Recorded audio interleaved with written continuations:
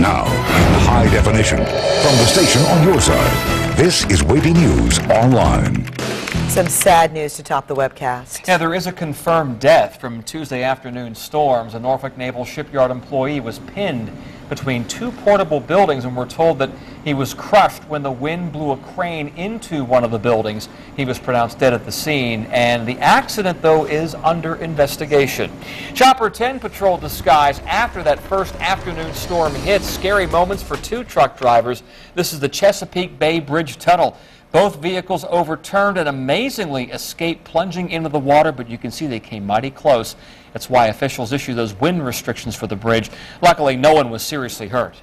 The Portsmouth and Telos Pavilion was no match for those winds either. It tore off the awnings to shreds. It's the third time that Mother Nature has damaged the concert venue, the first during Hurricane Isabel in 2003. And the damage on the ground is nothing short of astounding. Melanie Woodrow reports from Deep Creek Boulevard outside Greater Mount Zion Tabernacle Church of God in Christ, where a steeple has fallen over. Church members are here praying. They believe that a miracle happened here tonight, and here's why. You can see this church steeple has toppled over but did not come crashing down. Amazingly, nobody was hurt. Those churchgoers now believe that a pair of hands are holding the steeple in place. As strong winds and heavy rain swept through Hampton roads, this church steeple toppled over, landing comfortably. The steeple just fell right into the prayer hands. And I said, my God, what a mighty God we serve. Pastor Dr. Charles Hicks suddenly had something new to pray about. God moves in mysterious ways, you know, and so we are just so grateful that didn't no one get hurt. In Suffolk on Dale Acres Road, the Goodrich family had trouble making sense of their good fortune in a most unfortunate situation. You could have lost your family tonight. Scary. 18-year-old Matthew Goodrich was inside. It sounded more like a train coming through than anything. Two trees toppled over, one landing on the home that's been in the Goodrich family for 45 years. I thought it came completely through. Both leaving gaping holes in the ground. Do you feel like you and your family just had a brush with death? Pretty much. Nearby on Nansman Parkway, a carport was torn apart. It didn't appear anyone was home. Back in Portsmouth, Dr. Hicks was thankful despite the damage. So many people weathered the storm. It's a blessing. It's a blessing. The church's pastor tells me that the insurance company will be out here tomorrow. As for this evening, they're hoping that their prayers and that set of prayer hands keep the steeple in place.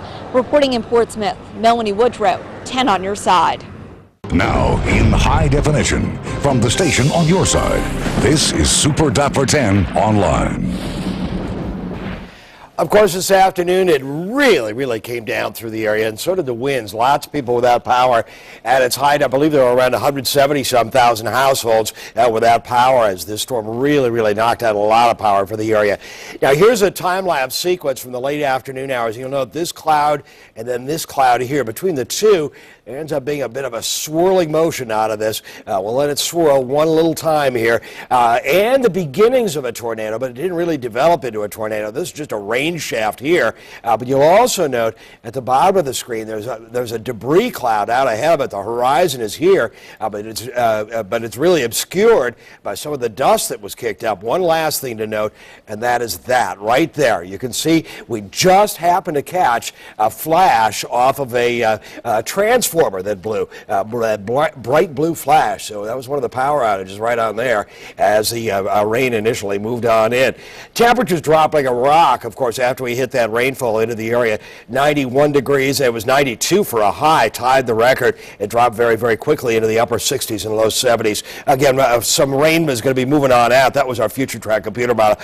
We're going to see a few storms through around the midnight hour or so, and then I think we're going to be done with it. And I think we're going to be done with it really for the rest of the week. Just an outside chance of a stray shower or thunderstorm on Wednesday, but I think that's about it. 87 Wednesday, and basically to the upper 80s, low 90s over the next 7 days. Stay with WAVY News 10 for all your day's news. Our next newscast is 5 a.m. We'll see you then.